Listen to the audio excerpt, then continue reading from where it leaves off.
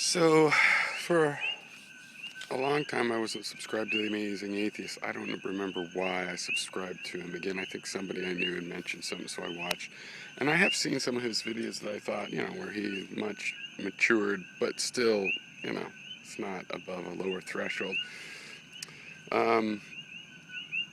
But I don't really watch that many of them. But for some reason, I've been watching these Howard Bloom ones.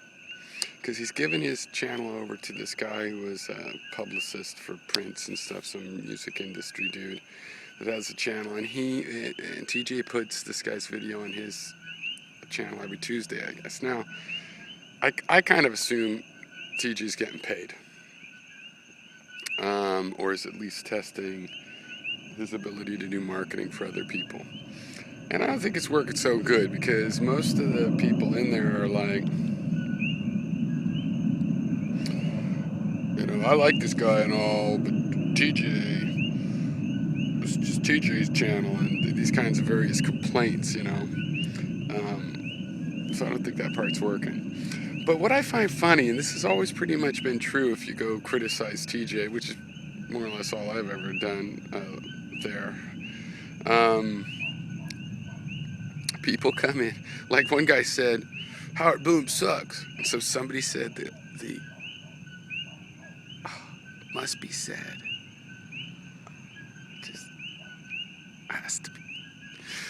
Then don't watch him, because this is like, as far as I'm concerned, mental insanity. And I think many of you probably have this attitude, and it's mentally insane. If you don't like it, don't watch it. Okay, well, TJ's the perfect example of where that makes no sense. TJ's whole career, since he does this as a living, has been him watching people he disagreed with and talking about it. And if someone disagrees with him, his fans, well, you just shouldn't say anything if you don't have anything nice to say. That's what we're dealing with, okay? And it's terribly bad in the U.S. I don't know. I don't think the whole world is doing much better, but probably somewhat better. But maybe not, whatever. My environment, including online, it just seems like it's incredibly pervasive that people are like that. I mean, they're fans of somebody that does this, insult comedy to other people. They don't ask if it's welcome. They don't wait to be addressed. That's what it's been about.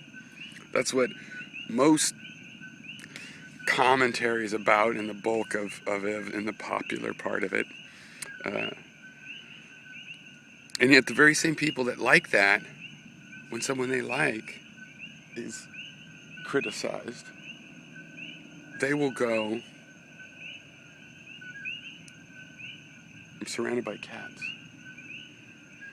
They like to come out and say, what are you doing out here? You don't sit in this chair that much.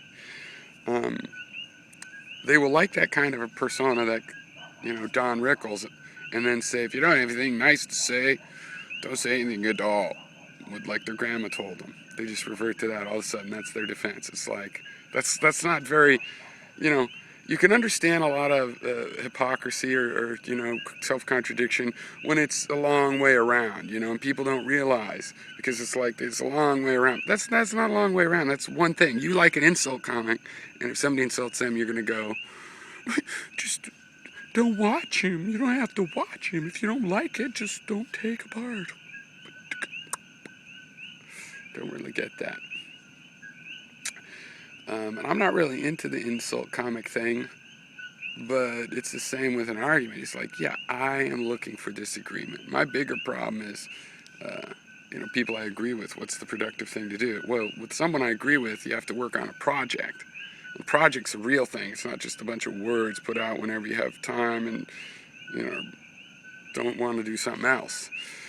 So that pretty much leaves in this medium the contrast from argument and debate to, something that's more like a project, more like people that agree, but it's still like, if two people that both are, pro-choice, want to have a long discussion online. It can't be, you're right, so you're right. You know what, I thought of this? Yes, you're right. Oh, and here's what I thought, and you were right about that. It'll have to be, oh, wait, here's where I think it's different. Here's where, no, I say, here's where, the right to abort should stop, time-wise, or whatever. You're going to have to find your disagreements to make the agreement deeper. And people that have more obvious disagreements, it's really the same process. It's just that the differences are of a bigger scale. On the other hand, if you zoom your reasoning up to that scale, it's like fractal. Everything looks the same if you zoom to the right scale to match. But, oh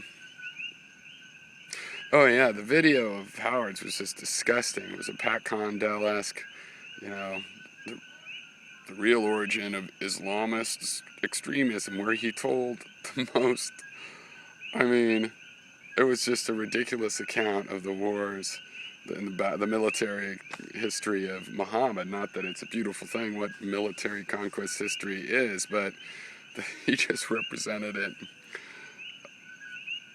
It was ridiculous. He basically said that it's a religion founded by people that were highway robbers because of the whole thing, about him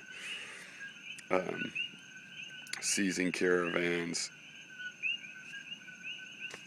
from Mecca, which was, they say persecuting them at the time, and they'd had to flee. A lot of the people in Medina had to flee Mecca, leave their houses, which were seized by the people in Mecca, so they felt like, well, look, Meccan caravan, we could collect it back then. That's what we're going to do. Now, that may or may not be just, and you can dig into the history of it. But it's war, no war. Every war has murder, mayhem, robbery, rape in it. So it's not really a distinguishing factor. And plus, it's just so ignorant. Look, I will tell you where this started. In 1908, I think, what would become the British discovered oil in the Middle East. They started the Anglo-Iranian Oil Company, which became British Petroleum. That was when the problem started, because they treated Iranians like shit. They had thousands of families in single giant dorm buildings. Your whole family there, not even with the cubby wall. Not a small space, you're just sharing space with all these other workers and their families. They didn't share the profits, they didn't teach them engineering skills, they didn't bring them into the business. It was basically the Anglo Oil Company. And on top of it, there's historical proof that they didn't even pay. They ripped the Iranians off on the crude oil, like pretending that they didn't get as much. They cheated. So they oppressed and cheated. When the Iranians finally elected a democratic leader, the UK and the CIA, I think it was the CIA, I think it was the Rockefeller grandson. No, Roosevelt. And they had a coup and put in the Shah, who was the dictator. We're to hate us for our freedom. The only people that hate us for our freedom are people whose freedom has been taken away. Now, people with their freedom taken away don't always hate the person that took it. It's one of the points of racism, is so that you could get some cracker in the South hating on blacks like the blacks are the one that made him poor. Anyway, it's interesting.